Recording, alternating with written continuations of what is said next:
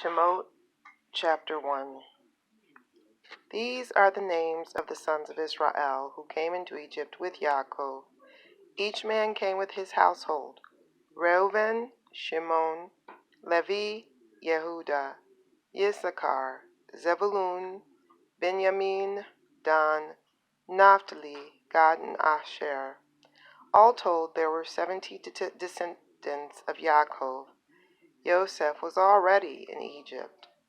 Joseph died, as did all his brothers in all that generation.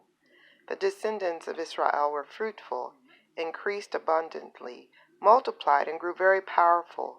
The land became filled with them. Now there arose a new king over Egypt.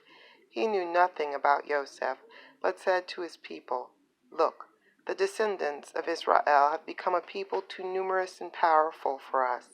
Come, let's use wisdom in dealing with them. Otherwise they'll continue to multiply, and in the event of war they might ally themselves with our enemies, fight against us, and leave the land altogether." So they put slave masters over them to oppress them with forced labor, and they built for Pharaoh the storage cities of Pitom and Ramses. But the more the Egyptians oppressed them, the more they multiplied and expanded, until the Egyptians came to dread the people of Israel and worked them relentlessly, making their lives bitter with hard labor, digging clay, making bricks, all kinds of field work, and in all this toil they were shown no mercy. Moreover, the king of Egypt spoke to the Hebrew midwives, one of whom was called Shiphrah and the other Puah. "When you attend the Hebrew women and see them giving birth," he said, "if it's a boy, kill him, but if it's a girl, let her live." However, the midwives were God-fearing women, so they didn't do as the king of Egypt ordered, but let the boys live.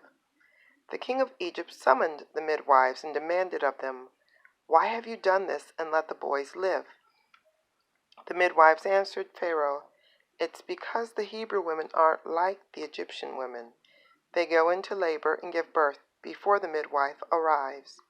Therefore God prospered the midwives, and the people continued to multiply and grow very powerful. Indeed, because the midwives feared God, he made them founders of families. Then Pharaoh gave this order to all his people: "Every boy that is born, throw in the river, but let all the girls live."